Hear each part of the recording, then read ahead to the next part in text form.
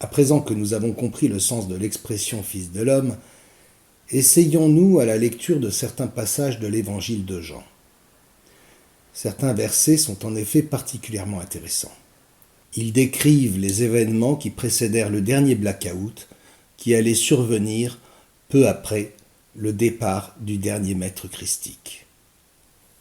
1,51. Et il lui dit, en vérité, vous verrez désormais le ciel ouvert et les anges de Dieu monter et descendre sur le Fils de l'homme. Ici, le terme Fils de l'homme désigne de toute évidence le soleil. On apprend qu'avant le dernier blackout, le ciel s'était ouvert. Comprendre la porte du royaume, le soleil s'est ouvert. Et que les hommes ont pu assister à ce que nous appellerions aujourd'hui une importante vague d'ovnis. Les anges de Dieu monter et descendre dans le périmètre du soleil. Ces quelques extraits illustrent bien ce qui a été dit plus haut concernant le christianisme. Au lendemain du dernier blackout, notre histoire a été modifiée par les nouveaux gardiens du troupeau et une nouvelle religion solaire codifiée a été modelée sur la base des évangiles, dénaturant le véritable message christique. Ce dernier blackout, dont nous n'avons aucun souvenir, est clairement décrit à plusieurs reprises dans l'évangile, comme par exemple ici, Matthieu 24, 1. Comme Jésus s'en allait, au sortir du temple, ses disciples s'approchèrent pour lui en faire remarquer les constructions. Mais il leur dit, « Voyez-vous tout cela ? Je vous le dis en vérité, il ne restera pas ici pierre sur pierre qui ne soit renversée. » Il s'assit sur la montagne des Oliviers, et les disciples vinrent en particulier lui faire cette question. « Dis-nous quand cela arrivera-t-il et quel sera le signe de ton avènement et de la fin du monde ? Vous entendrez parler de guerre et de bruit de guerre. Gardez-vous d'être troublés, car il faut que ces choses arrivent, mais ce ne sera pas encore la fin. Une nation s'élèvera contre une nation et un royaume contre un royaume, et il y aura en divers lieux des famines et des tremblements de terre. Tout cela ne sera que le commencement des douleurs. Alors viendra la fin, car l'éclair part de l'Orient et se montre jusqu'en Occident. Ainsi sera l'avènement du Fils de l'homme. Il s'agit ici encore du soleil qui se lève à l'Orient et se couche en Occident. Aussitôt après ces jours de détresse, le soleil s'obscurcira, la lune ne donnera plus sa lumière, les étoiles tomberont du ciel et les puissances des cieux seront ébranlées. Alors, le signe du Fils de l'homme, entre parenthèses du soleil, apparaîtra dans le ciel. Toutes les tribus de la terre se lamenteront et elles verront le Fils de l'homme, le soleil, venant sur les nuées du ciel avec puissance et une grande gloire. Le soleil joue donc un rôle important dans cet événement récurrent que nous avons choisi d'appeler le blackout et qui s'est effectivement produit à l'époque. Car notez-le, le Christ précise bien « Je vous le dis en vérité, cette génération ne passera point que tout cela n'arrive. » Soyez certains que ce qui est décrit plus haut s'est réellement produit après l'ascension du Christ. La génération du dernier maître christique a réellement vécu ces événements, même si l'histoire des hommes n'en a gardé aucun souvenir. Et parce que cela s'est déjà produit, cela se produira encore, et parce que cela se produira, cela s'est déjà produit. Il en est ainsi du grand scénario de la Matrice qui veut que l'histoire des hommes se répète indéfiniment.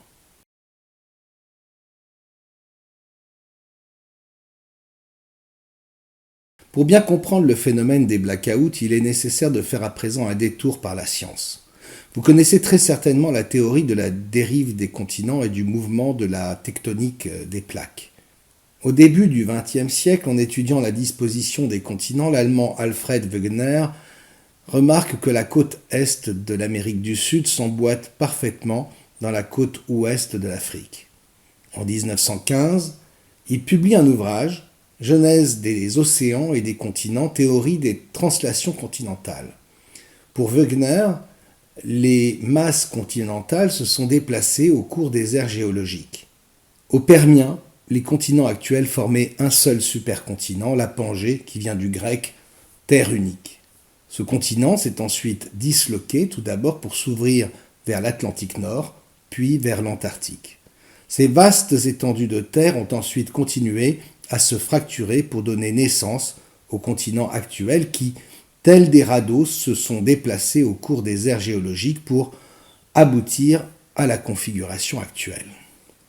L'histoire officielle et les dogmes scientifiques n'étant jamais autre chose que la vérité des hommes de pouvoir, selon ce qui les arrange dans l'instant présent, la théorie d'Alfred Wegener sur la dérive des continents, pourtant étayée par des faits convaincants, fut longtemps rejetée. Finalement, dans la seconde moitié du XXe siècle, 30 ans après sa mort, la communauté scientifique, convaincue par la présentation de nouvelles preuves, accepte le modèle de la tectonique des plaques en l'intégrant à celle de la dérive des continents. Selon cette théorie, les plaques océaniques et les plaques continentales se rencontrent dans des zones de subduction. L'une glisse alors sous l'autre sur une longueur de plusieurs centaines de kilomètres. De jolis schémas montrent comment le plancher océanique se glisse sous la croûte continentale, plonge dans le manteau supérieur et fond dans le magma. Ce mouvement, qui s'effectue par rupture, donne alors lieu au tremblement de terre. Une théorie bien séduisante finalement pour nos livres de géographie. Le problème de cette théorie, largement admise par les scientifiques, c'est qu'elle est impossible à prouver. Or, bien souvent, ce qui est magistralement décrit par la science ne correspond en fait à aucune réalité, ou plutôt n'est qu'une partie de la réalité. Si bien que la réalité continue d'échapper à la perception des hommes. De même, si les sismologues peuvent dire quelle faille ou quelle zone de subduction se déplace, dans quelle direction et à quelle vitesse, personne ne peut dire exactement ce qu'il se passe à plus de 500 km de profondeur. Il existe une autre théorie, s'appuyant aussi sur les travaux d'Alfred Wegener, la théorie de l'expansion terrestre. Tout commence en fait avec Ivan Osipovitch Yarkovsky, lequel, en cherchant à reformuler la gravitation, fonde en 1888 une théorie fondée sur les flux d'éther. Yarkovsky considérait que les planètes se nourrissaient de l'éther et que, par conséquent, leur masse n'avait de cesse de croître. Dès 1889, emboîtant le pas de l'ingénieur civil russe, Roberto Mantovani échafaudait l'hypothèse d'une expansion de la Terre. Adoptant le concept du continent originel, défendu par Wegener dès 1909, Mantovani prétendait qu'à l'origine, un seul et unique continent couvrait la surface d'une Terre plus petite. Il avançait le fait que ce continent s'était scindé en 5 parties qui s'éloignaient les unes des autres, permettant à l'eau contenue à l'intérieur de la Terre de s'infiltrer à la surface, à la faveur des failles qui s'ouvraient dans l'écorce terrestre. À la différence de Yarkovsky, Mantovani justifiait cette expansion par l'effet de l'activité volcanique. Après la Première Guerre mondiale, la thèse d'une Terre grandissante rencontra un certain succès, notamment grâce aux ouvrages du russe Bogolevpov et des géophysiciens allemands Lindemann, puis Otto Christoph Hindenburg. Enrichissant les travaux de l'explorateur polaire allemand Wegener, le géologue Hindenburg conçut dès 1933 une superbe série de paléoglobes montrant l'évolution de cette dérive depuis la Pangée originelle jusqu'à la configuration terrestre actuelle. Cependant, si Hilgenberg partageait entièrement la vision du père de la théorie de la dérive des continents, il ne s'accordait pas sur la cause de cette dérive. Selon Hilgenberg, si les continents étaient réunis il y a plusieurs centaines de millions d'années, c'est tout simplement parce que la Terre était bien plus petite. Sous l'effet du ralentissement de la rotation de la Terre, l'expansion terrestre aurait ainsi provoqué la dérive des continents et la création d'océans. L'intuition de Hilgenberg sur le ralentissement de la rotation de la Terre est particulièrement pertinente. Durant des millénaires, les hommes ont mesuré le temps en se référant à la rotation de la Terre à l'aide de cadrans solaires. La durée du jour solaire étant irrégulière, elle est aujourd'hui mesurée par des horloges atomiques qui tiennent compte des fluctuations de la rotation terrestre dans le calcul du temps universel. La seconde a été choisie comme unité de mesure depuis le début du XXe siècle. Elle se calcule en fonction de la durée de la rotation terrestre qui elle-même varie dans le temps. Cette variation est causée par les marées qui entraînent un ralentissement de la rotation et aussi par les modifications de la répartition des masses sur et dans la Terre. Ainsi, au cours des 30 dernières années, il a fallu ajouter l'équivalent de 0,7 secondes en moyenne par année. Ce chiffre peut paraître insignifiant, mais il prend des proportions considérables lorsqu'on l'additionne sur des centaines de milliers d'années. Des chercheurs ont ainsi calculé qu'il y a 900 millions d'années, une journée ne devait durer que 18 heures. Pour expliquer ces résultats, les scientifiques en ont déduit que la Terre avait dû ralentir son mouvement de rotation au cours de son histoire.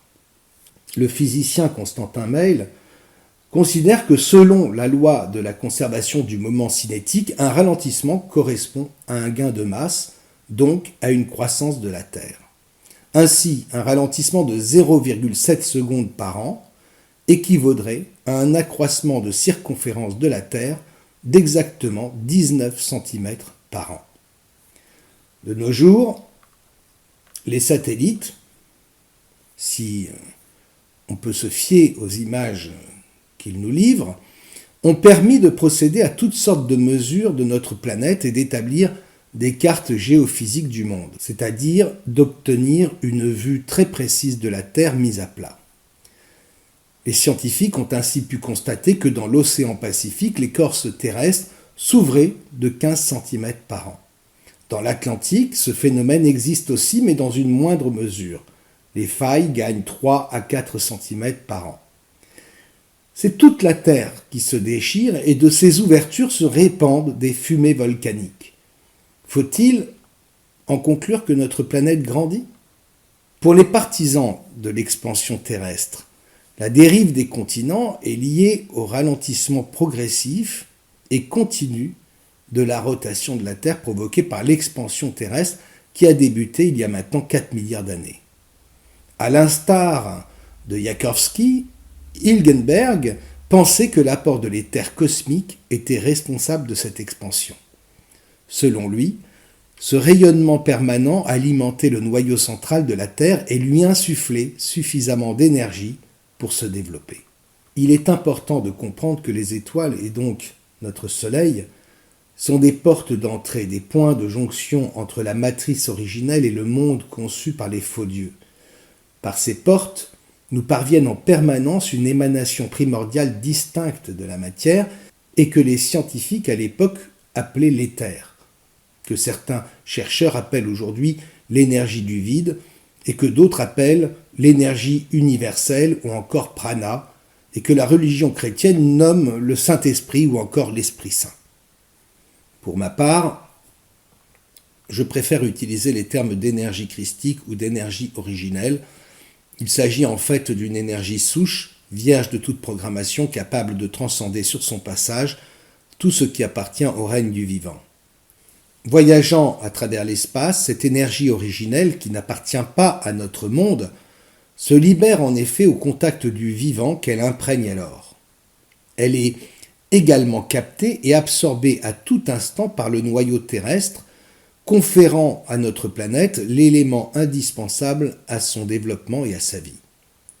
Les éruptions solaires, plus loin de nous, les étoiles et les supernovas, sont le signal d'entrée en masse de cette énergie originelle. En réalité, l'univers est constamment traversé par un vaste champ d'énergie christique dans lequel nous baignons tous. Ceci est dû à l'interaction permanente qui existe entre le royaume et le monde. Selon ces scientifiques, le rayonnement en provenance du Soleil est absorbé par le noyau terrestre, ce qui a pour effet d'entraîner l'expansion de la Terre.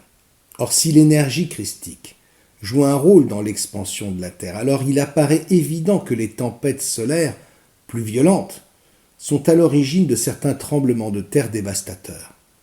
Ces mêmes scientifiques ont constaté que le dégagement d'énergie produit par le noyau terrestre était particulièrement intensif lors des éclipses solaires. En effet, lors des éclipses, La Lune, positionnée entre la Terre et le Soleil, joue le rôle d'une lentille concentrant les rayonnements qui se déplacent alors en faisceau jusqu'au noyau de la Terre. Notez par ailleurs l'extraordinaire coïncidence qui veut que le diamètre apparent du Soleil, vu de la Terre, soit exactement le même que le diamètre apparent de la Lune. Ceci n'est évidemment pas une coïncidence. En fait, la Lune, quelle que soit sa nature, a été placée intentionnellement sur cette orbite précise par les faux dieux afin de favoriser le déclenchement de certains blackouts. L'influence du phénomène tempête solaire éclipse expansion terrestre est d'une telle intensité qu'elle peut provoquer une modification de la vitesse de la rotation terrestre. Une expérience réalisée lors de la fameuse éclipse totale du 11 août 1999, visible en Europe, a permis de confirmer cette hypothèse. Les scientifiques ont utilisé un pendule, comme celui que le physicien Léon Foucault avait utilisé en 1850, pour mettre en évidence la rotation de la Terre. Ce pendule de 53 mètres de long a été installé dans la tour de l'ancien observatoire du monastère de Kremünster, en Autriche, au cœur du noyau d'ombre de l'éclipse. 6 heures après le passage de l'éclipse, l'amplitude du mouvement du pendule a augmenté, indiquant une accélération de la rotation de la Terre. Le résultat a été réfuté par la science officielle au motif que le pendule était imprécis. L'expérience a donc été renouvelée avec une nouvelle génération de pendules de précision lors de l'éclipse de septembre 2006. Et là encore, les résultats ont révélé une modification abrupte de l'angle d'oscillation du pendule au moment du passage de l'éclipse. Même si la cause de cette modification divise les chercheurs, il existe un autre indice qui atteste de l'accélération de la Terre lors de l'éclipse de 1999. Entre 1999 et 2005, il n'a pas été utile d'ajouter la fameuse seconde intercalaire dont nous avons parlé plus haut. Ainsi, après 1999, la Terre a tourné plus vite et c'est sans doute l'éclipse de Soleil qui a provoqué cette accélération. En 1999, lors de la grande éclipse visible à travers tout le bassin méditerranéen, les sismographes ont enregistré en Turquie quelques secousses telluriques au moment même où l'ombre de la Lune traversait le pays. Quelques jours plus tard, le pays fut ébranlé par de graves séismes qui provoquèrent la mort de 20 000 personnes. L'éclipse de Soleil y était-elle pour quelque chose ? 7 ans plus tard, en mars 2006, une nouvelle éclipse de Soleil a de nouveau balayé la Turquie. Une partie de la population s'est installée durant quelques jours sous des tentes, de peur que la catastrophe de 1999 ne se répète. Il se trouve que de nouvelles secousses très violentes ont été ressenties à travers tout le pays. S'agissait-il d'un simple hasard ? Pour les partisans de la tectonique des plaques, le simple fait de poser la question relève évidemment de l'ignorance et de la superstition. Pourtant, ce phénomène est-il la raison pour laquelle les peuples anciens qui observaient bien mieux la nature que nous avaient une peur viscérale des éclipses solaires vécues comme un mauvais signe annonciateur ? Pourquoi s'obstine-t-on à ne pas prendre en compte des expériences aussi basiques et probantes que celle du pendule de Kremünster ? Pourquoi s'acharner à mettre en avant le dogme de la tectonique des plaques alors que, de l'aveu même des géologues, la validité de cette théorie ne peut pas être prouvée ? Pourquoi enfin ne pas étudier, avant que de reconnaître ou de rejeter, le lien entre les éclipses solaires et les tremblements de terre ? Une étude statistique sérieuse pourrait peut-être sauver des milliers de vies. Quel secret impérieux est-on en train de protéger ? Quel intérêt suprême est-on en train de préserver pour justifier de maintenir à ce point l'humanité dans l'ignorance ? À Rome, se trouve au milieu de la basilique Saint-Pierre, sur la place des musées du Vatican, une sculpture d'Arnaldo Pomodoro, qui représente une sphère fissurée contenant une plus petite sphère. On ne sait pas pourquoi cette œuvre trône au Vatican ni ce qu'elle représente. Il en existe d'ailleurs de semblables en d'autres points stratégiques du globe, comme devant le siège de l'ONU à New York. La représentation de cette sphère, déchirée, pourrait bien correspondre à l'énième secret interdit aux profanes que nous sommes, le secret d'une Terre en expansion. Ce secret est-il lié au secret du blackout ?